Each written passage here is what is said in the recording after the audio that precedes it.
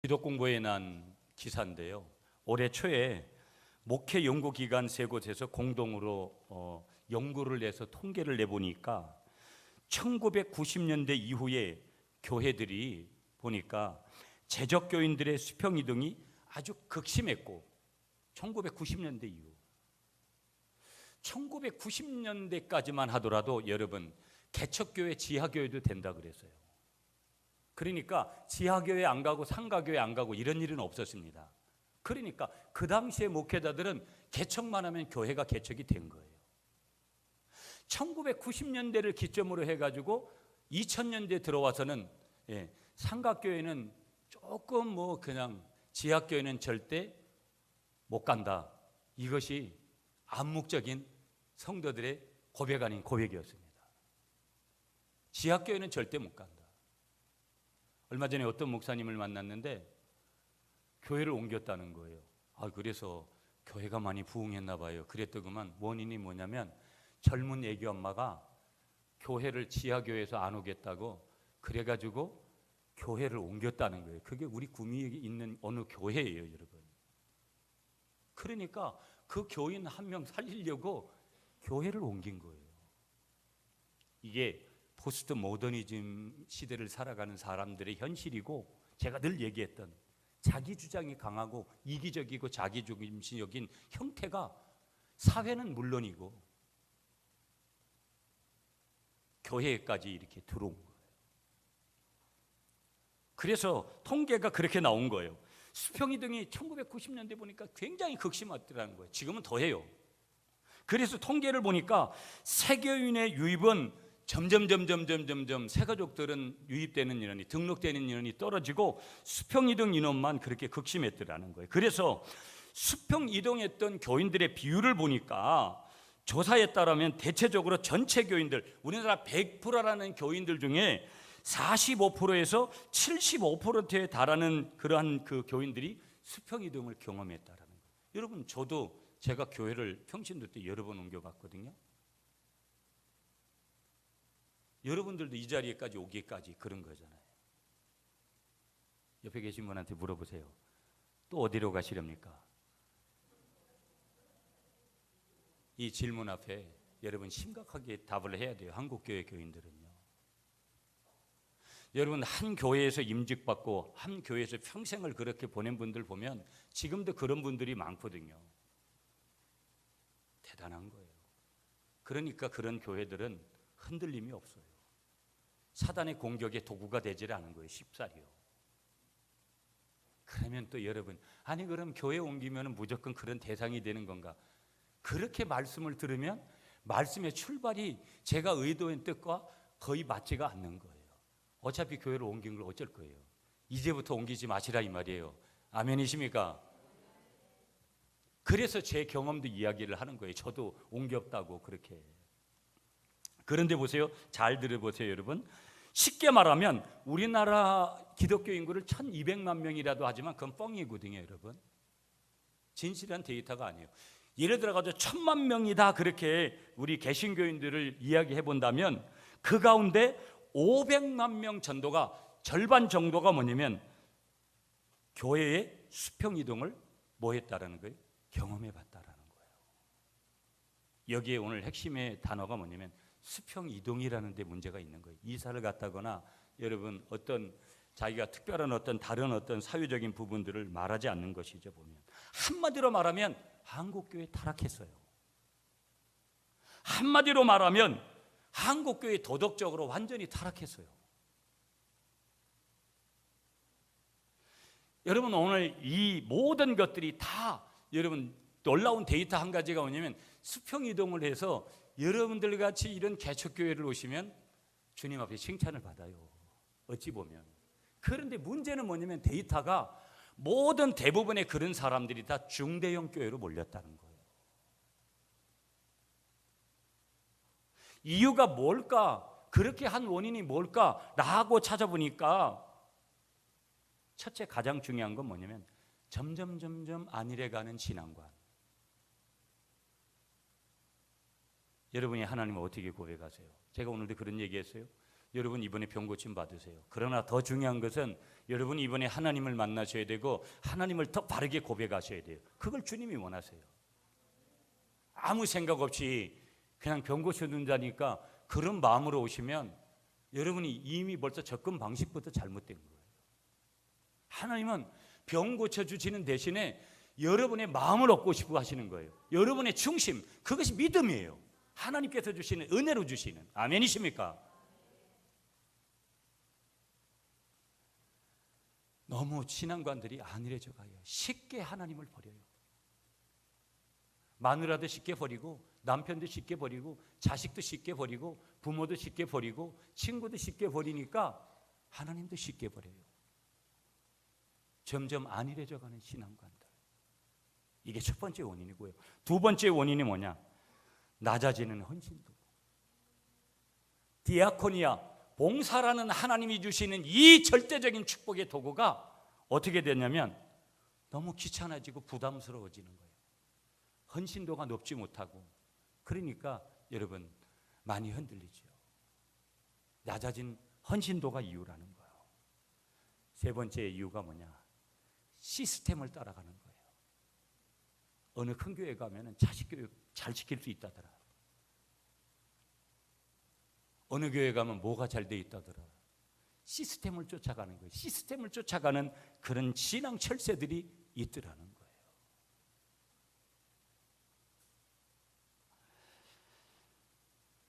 여러분 오늘 저희 교회가 저희 집사람하고 저희 가족들하고 시작을 해서 저희 사택을 5평반짜리 컨테이너로 가져와서 컨테이너 살면서 30평짜리 주방은 화장실을 개조해가지고 그 주방에서 식사 준비를 하고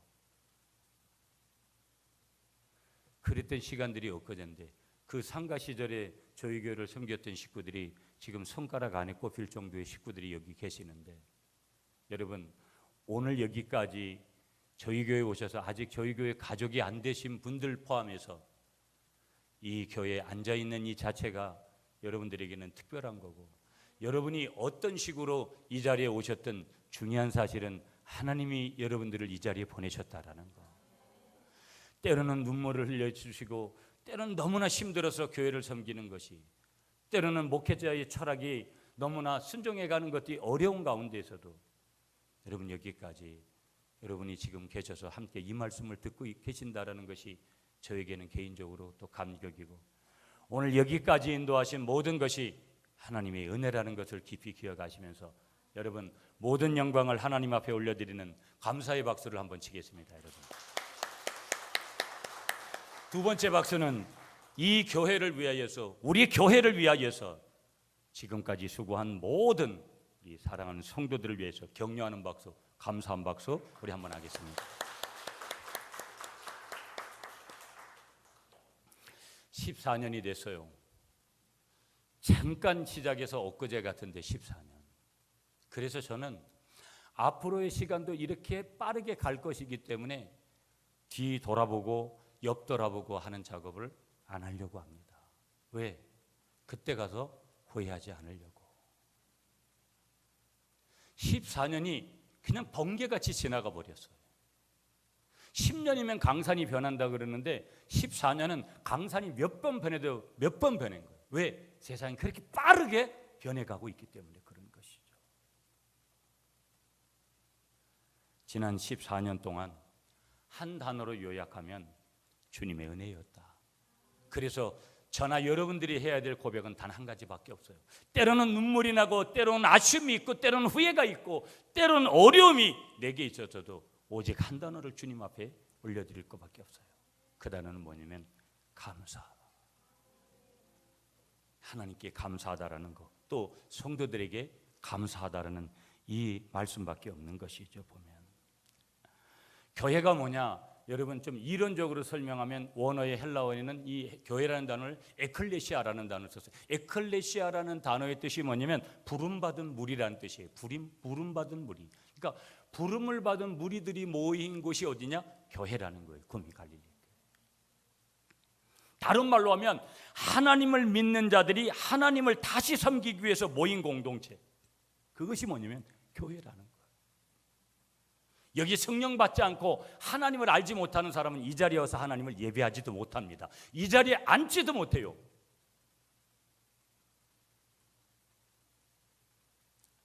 그럼 우리는 여러분 이런 질문을 좀 해봐야 돼요. 지금까지도 이 교회를 섬기느라 얼마나 고생하시고 애쓰시고, 인간적으로는 여러분 늘 죄송하지만 저에게 특별하게 다가오는 여기 앉아있는 식구들 중에서도 더 특별한 식구들이 있어요. 다 특별하지만, 그러나 영적으로 보면 모든 분들이 오늘 이 자리에 저희 교회에 등록하시지 않고 앉아있는 여러분들까지도 영적으로는 모두가 다 소중한 줄 믿습니다. 교회는 육적인 공동체이면서 영적인 공동체죠. 성도의 허물이 있어도 그가 가족이기 때문에, 영적인 가족이기 때문에 연약함이 있을지라도, 때로는 죄를 지은 것을 알아도 우리는 그를 위해서 기도해야 되고 그를 용서해야 될 책임이 저와 여러분들에게 있다는 것을 믿으시기 바랍니다. 세상에는 그럴 수 없는 거예요. 부부간에도 그렇게 허용이 안 되는 거예요. 그래서 갈라서는 거죠. 그러나 교회는 그런 공동체가 아닌 거예요. 그래서 개인을 살리고 가정을 살리고 가문을 살리고 민족을 살리고 열방을 살릴 수 있는 유일한 길은 뭐예요? 복음밖에 없는 거예요. 이 바람난 이 시대에 영적인 바람으로 이 바람을 잠재우지 않으면 육적인 바람은 자그라들 일이 없어요. 왜 그런 줄 아세요? 눈만 뜨면 모든 것을 살피면 다 우리를 성적으로 유혹하고 육적으로 정욕적으로 유혹하는 것뿐이 없기 때문에 그런 거예요. 영적인 파도를 타시는, 영적인 바람을 일으키는 그 현장에 영적인 바람에 동참하시는 여러분이 되시기를 간절히 축복하겠습니다. 그 현장이 어디라는 거예요? 교회. 그러면 우리는 이런 질문을 해야 돼요. 여러분, 어떻게 우리가 교회를 섬길 거냐? 목사님, 내가 교회를 어떻게 섬기면 잘 섬기는 건가요? 딱 한마디로 요약해서 말씀드리면 이 질문 앞에 이런 답을 제가 이 아침에 드리고 싶어요. 조금 더 적극적인 단어 한번 따라하겠습니다. 나의 목숨을 바쳐 구미 갈릴리 교회를 섬길 것입니다. 이런 고백을 하면 교회 잘 섬길 수 있는 거예요. 주님 잘 섬길 수 있는 거예요. 주님이 뭐라고 말씀하시는 거예요? 네 목숨 내놓으라는 거예요. 자기를 부인하고 자기 십자가를 지닌 사람, 그 사람이 주님의 사람인데, 주님의 제자인데, 그 사람이 목숨을 바치는 사람인데, 나의 목숨을 바쳐 교회를 섬기는 그 사람, 오늘 주님이 찾고 계시는데요, 그런 사람들이 교회에 점점 숫자들이 줄어들고 있다는 안타까움이 있는 거예요. 마태복음 20장 28절에 가보면 예수님도 목숨을 바쳐서 모든 사람을 섬겼다고 말씀하시는데, 그 성경 구절을 인용하면 이런 것이에요. 인자가 온 것은 섬김을 받으려 함이 아니라 도리어 섬기려 하고 많은 사람의 대성물로 주려 함이라. 내 섬김을 통해서 모든 사람들이, 많은 사람이 살게 되는 그 역사, 그 섬김의 사람, 그 사람에게 있는 것은 뭐냐면 내 목숨을 바칩니다. 내 목숨을 드립니다. 이 고백이 있는 줄 믿으시는 여러분들이 되시기를 간절히 축복하겠습니다. 오늘 그래서 교회에 필요한 사람은 누구라는 거예요? 구미 갈릴리 교회든 이 땅에 주님이 세우신 모든 교회에 필요한 사람은 누구냐면 목숨을 거는 사람이에요. 좀 더 거칠은 표현이지만 좀 더 분명한 신앙적인 표현이에요. 여러분, 오늘 이 아침에 여러분에게 물으셨어요. 주님이 네가 나를 사랑하느냐? 아가파스메, 아가파스메, 아가파스메. 네가 나를 사랑하냐? 네가 나를 사랑하느냐? 그때 여러분 그렇게 이야기 어떻게 하실 건지 대답을 하셔야 돼요.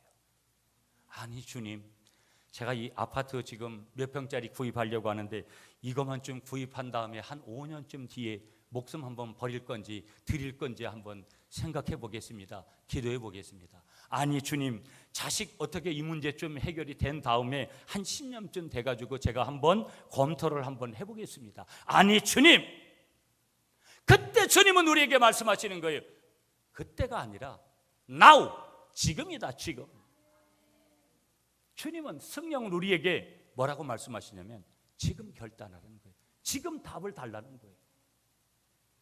여러분 지인과 대화할 때 중요한 의논을 하는데 답을 달라고 하는 거예요. 그런데 지금 답을 달라고 할 때 여러분 그것이 금전적으로 투자를 해야 되고 내가 굉장한 메리트가 있는 것이지만 여러 가지 결단을 하는데 어려움인데 지금 결단하라고 할 때 어려움 아시죠?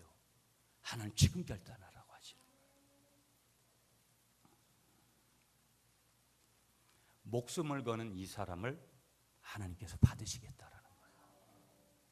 이 사람, 너 하나님의 사람아, 이 하나님의 사람, 이 사람이 누구냐면요, 성령의 사람이라는 거예요. 그래서 오늘 설교 제목을 성령님의 사람이여라. 성령님의 사람이여라. 다른 말로 하면 하나님의 사람이여라. 다른 말로 하면 삼위일체적으로 예수님의 사람이여라. 다른 말로 하면 영적인 사람이여라. 다른 말씀을 말씀드리면 예수님의 제자여라. 여러분은 성령님의 사람이십니까? 답을 하셔야 돼요. 답을 하셔야 된다. 성령 충만한 목사, 성령 충만한 장로, 성령 충만한 권사, 성령 충만한 안수집사, 성령 충만한 서리집사, 성령 충만한 엊그제 등록한 새가족,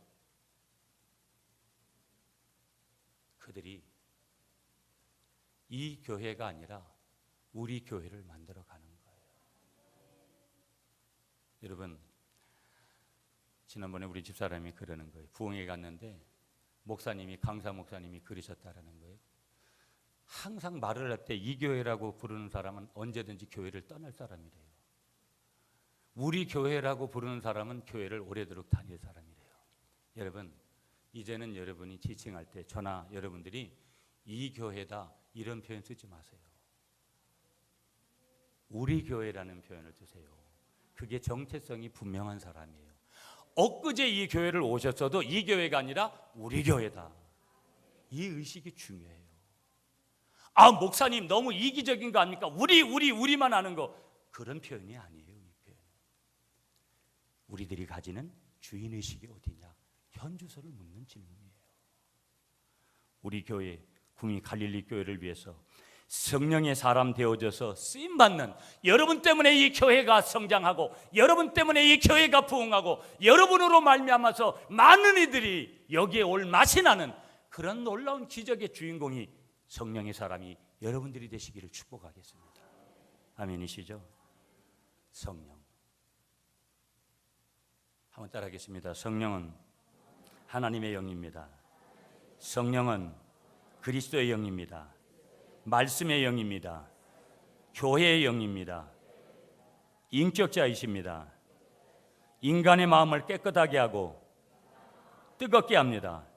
내 마음을 순결하게 하고 온유하게 합니다. 우리의 마음을 부드럽게 하고 우리 속에 새 생명을 공급해 주십니다. 우리 속에 신비한 능력으로 역사해 주십니다. 여러분, 왜 예수님이 성령을 우리에게 보내주시는 것이 감동이냐면요, 인생은 다 질그릇과 같아서 여러분의 부부관계도 깨어진 분들이 있고, 여러분의 가정이 깨어진 분들이 있고, 여러분의 자식 교육을 잘못해서 잘못된 분들도 있고, 여러분이 직장 생활이 잘못된 분들도 있고, 여러분이 재물관이 잘못되어 있는 분들도 있고, 세계관이 잘못되어 있는 분들도 있고, 신앙관이 잘못되어 있는 분들도 있고, 수많은 잘못된 것에 대해서 우리는 후회를 남기지만 그 후회를 지워주셔서 새롭게 우리를 회복하시는 영이 성령님인 줄 믿습니다. 예수님이 그냥 성령님을 보낸 게 아니에요. 중요한 사실이에요.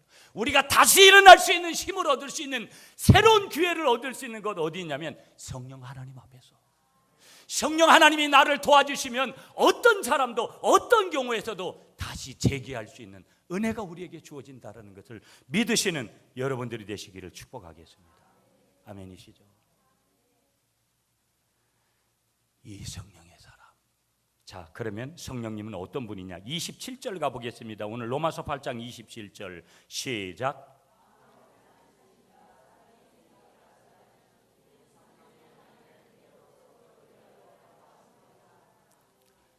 27절의 말씀은 성령님은 인격이신 성령님을 말씀하시는 거예요. 인격이신 성령님. 그래서 인격을 가지고 있기 때문에 다 하세요. 다 하신다. 한번 크게 따라하겠습니다. 성령님은 다 하십니다. 근데 그분은 어떻게 하시느냐? 모든 것을 다 하세요. 아멘이시죠? 한번 따라하겠습니다. 나도 몰라도, 우리도 몰라도 성령님은 다 아십니다. 여러분, 이 교회가 부흥이 될 것인가 안 될 것인가, 저는 여기에 물음표가 참 많고 관심이 많아요. 왜 그러냐면 10주년 교회부터 시작해서 제가 하고 싶은 일들이 하나님의 일들인데, 분명히 이건 하나님의 부흥이 없이는 절대 불가능한 일들이 많거든요. 그래서 교회 부흥을 하나님께서 허락하실 건가 안 하실 건가, 하나님의 눈치 아닌 눈치, 또 하나님과의 교감, 친밀함, 이런 거에 대한 관심이 저에게는 절대적입니다. 여러분의 관심은 뭐예요? 여러분의 관심은 뭐냐니까요. 여러분의 관심이 성령님의 관심이 되어야 될 줄 믿습니다. 아멘이시죠? 내가 아버지께 구하겠으니 그가 또 다른 보혜사를 너에게 주사 영원토록 너희와 함께 있게 하리니. 요한복음 14장 16절에 주시는 말씀이거든요. 예수님께서 이제 부활하셔서 승천하시면서 이제 한 열흘쯤 지나면 다른 보혜사를 너희에게 보낼 거다. 성령님이 오시지 않았다면 우리 인생은 어떻게 보면 끝이라고 감히 말할 수밖에 없는 그런 인생이에요. 아까 말씀드렸잖아요. 우리가 다시 일어날 수 있는 기회를 얻는 것, 다시 한번 무엇인가를 해볼 수 있는 그런 기회를 갖는 것, 성령님의 은혜가 아니고서는 될 수가 없는 거예요. 여러분, 오늘 이 아침에 이 말씀을 들으면서 여러분을 짓누르고 있는 물질의 문제, 사람의 문제, 환경의 문제, 신앙의 문제, 건강의 문제, 성령님 안에서 다시 재기할 수 있고 다시 회복할 수 있다는 것을 믿으시고 그 성령님을 인격적으로 만나시는 여러분이 되시기를 간절히 축복하겠습니다. 그분은 인격을 가지고 계신다. 그래서 여러분하고 나누고 싶은 핵심이 뭐냐? 그분은 다 아신다라는 거. 우리는 오래도록 살아도 부부가 몰라요, 서로. 그러나 그분은 다 아신다라는 거. 여러분의 그 답답함을 다 아신다라는 거. 그런데 뒤에 보시지만 여러분의 그 답답함을 가지고 있으면 안 돼요. 누구에게 풀어놔야 돼요? 주님께 풀어놔야 돼요. 두 번째 26절 시작. 이와 같이 성령도 우리의 연약함을 도우시나니 우리는 마땅히 기도할 바를 알지 못하나 오직 성령이 말할 수 없는 단식으로 우리를 위하여 친히 간구하시느니라. 아멘. 두 번째 말씀이 뭐냐? 인간의 연약함. 나의 연약함이라는 게 뭐냐? 사람 앞에서는 우롱거리가 되고 자존심이 상하는 것이지만 하나님 앞에서의 인간의 나의 연약함은 뭐냐면, 한번 따라하겠습니다. 나의 연약함, 하나님 앞에서 피조물 다움이다. 아멘이세요, 여러분? 사람 앞에서는 자존심이 상해서 내 약한 모습, 내 마누라 앞에, 내 남편 앞에, 내 자식들 앞에, 내 친구들 앞에, 내가 섬기는 교회 교인들 앞에 자존심이 상해서도 내가 약한 모습 보여주고 싶지 않아요. 그러나 하나님 앞에서는 그 연약함이 뭐라는 거예요? 피조물 다움이라는 거예요. 피조물 다움. 모든 사람들의 공통점이 뭐냐면 그들 모두는 연약한 존재라는 사실이에요. 여러분, 아무리 강한 것 같아도 인간이요, 대단한 사람 같아도, 여러분, 저 사람은 바늘로 찔러도 피 한 방울 안 나올 것 같이 단단함을 느끼는 그런 사람도 여러분 연약하다라는 거예요. 약해요. 여자보다 남자가 더 약해요.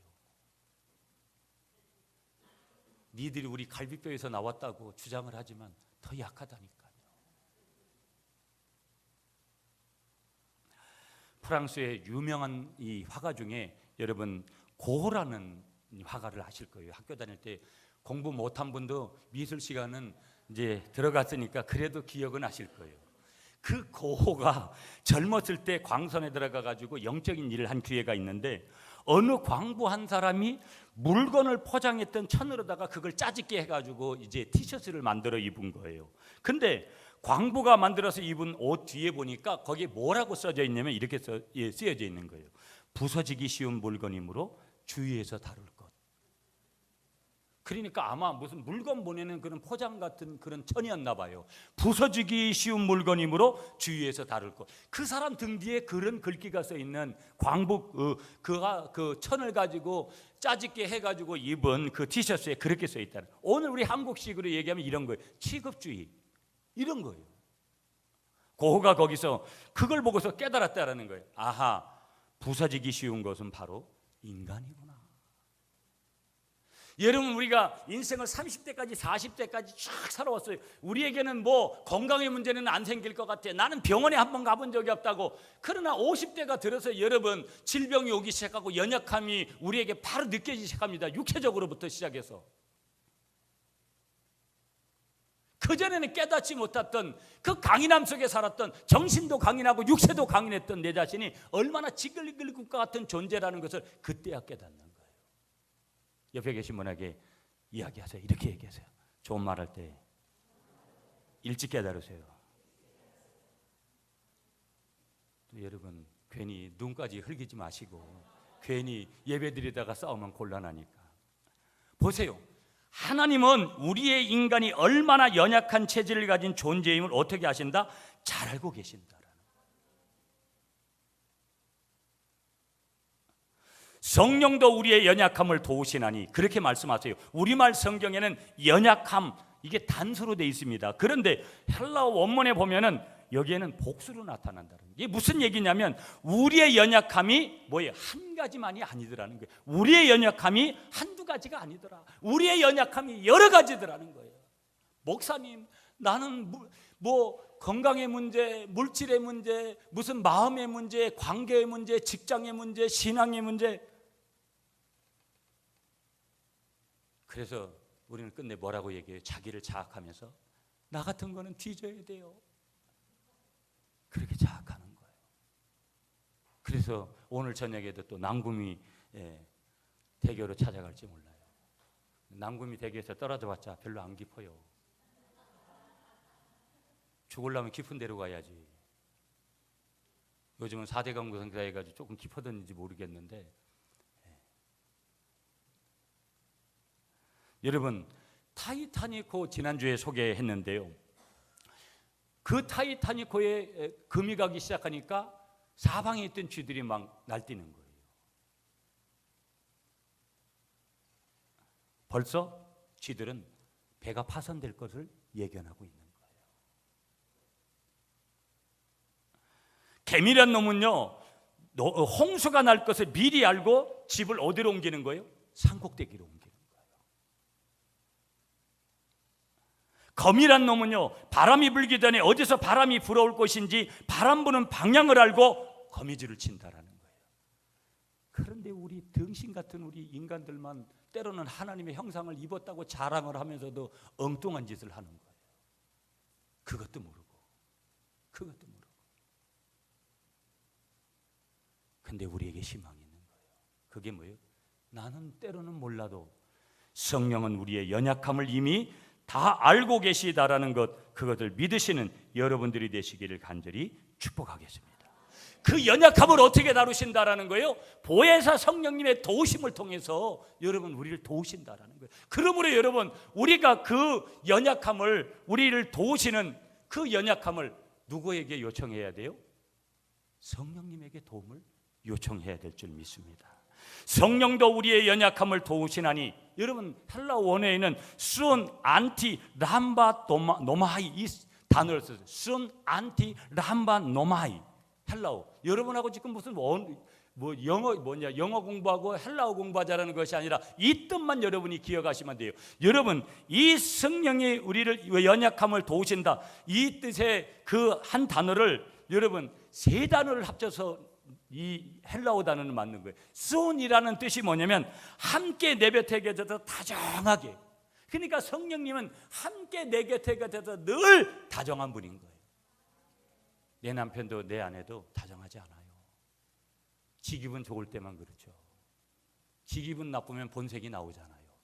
더러운 성질이 나오잖아요. 예? 소세지, 오이지 이거 말씀드렸죠. 이게 나오는 거예요. 해다가도 백 돌아서면은 그런 게 나온다니까요. 너무 옆에 계신 분을 그렇게 보지 마세요. 네. 함께 내뱉게 해도 다정하게. 이게 순이에요. 그 다음에 안티라는 단어 뭐냐? 반대편 건너편에서 내가 알 수 없는 곳에서 내 손이 미치지 못하는 곳에서, 그러니까 내 손이 미치지 못하는 곳에서 나를 붙드시는 그 주님, 성령. 그 다음에 람바노마이라는 단어는 번쩍 들어 옮겨주신다. 이런 삶의 자리에서 나의 모든 것을 번쩍 들어 옮겨주시는 주님. 바로 이렇게 성령님은 우리의 이렇게 도와주시는 분임을 믿으시는 여러분이 되시기를 축복합니다. 근데 성령도 우리의 연약함을 도우시나니, 여러분 도우시나니 도왔다가 아니에요. 과거형이 아닙니다. 중요한 거 이거 붙들어야 돼요. 우리의 인생을 살아가는 어느 날 어떤 문제에 부딪힐 때 도와주실 것이다. 미래의 약속 아닙니다. 이거 붙들어야 되는 거예요. 미래형이 아니라는 거예요. 그럼 뭐냐? 성령도 우리의 연약함을 도우시나니 현재형을 세워줬어요. 지금 도우시는 성령님. 내가 어떤 불가능의 문제를 가지고 있어도 지금 도우시는 성령님. 마지막 한 가지만 보면서 마칠 건데요. 여러분, 우리가 다시 성경으로 돌아가서 26페이지에 보시면 우리는 마땅히 기도할 바를 알지 못하나 오직 성령이 말할 수 없는 단식으로 우리를 내어 치니 간구하시니라. 마지막 28절 결론. 28절 시작.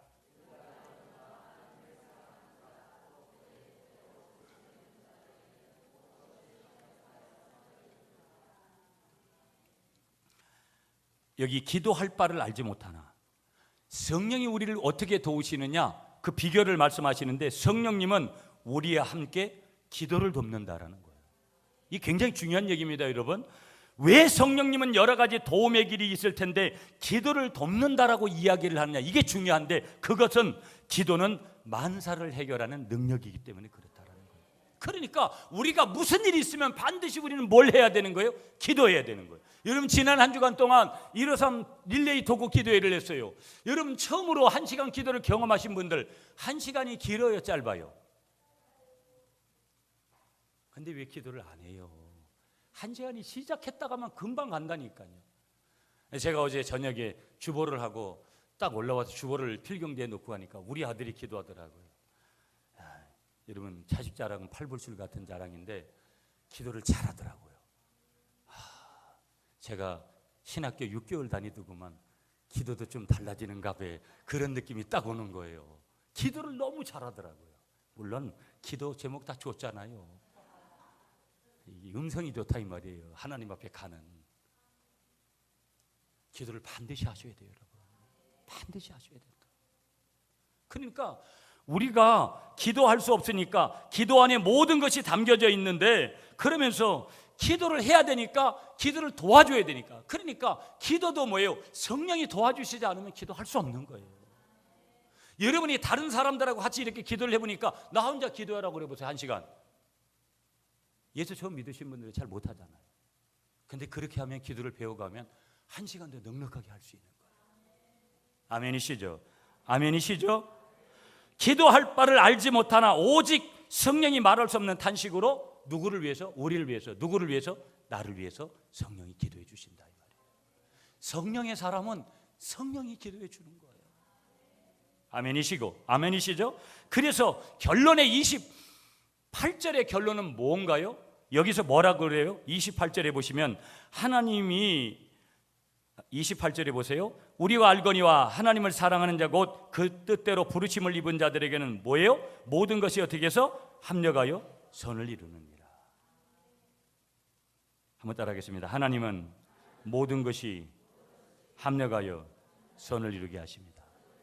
여기 모든 것이가 중요해요. 이건 안 되고 저건 되고가 없어요. 인간은 이거 되고 이거 안 된다라는 거예요. 하나님은 모두 전부가 다 되시는 분이에요. 여러분, 오늘 14주년 기념주일이에요. 지난 모든 것이 은혜였고 여러분에게 감사하고, 오늘 성령 강림 주일입니다.